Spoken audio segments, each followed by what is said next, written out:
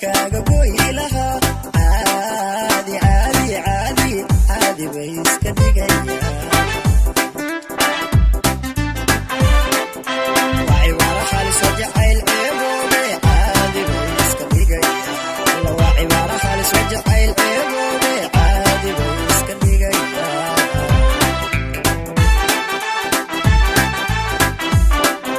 waa cibaaro khalis oo jacayl ceeboobe caadi bay iska dhigayaan waa cibaaro khalis oo jacayl ceeboobe caadi bay iska dhigayaan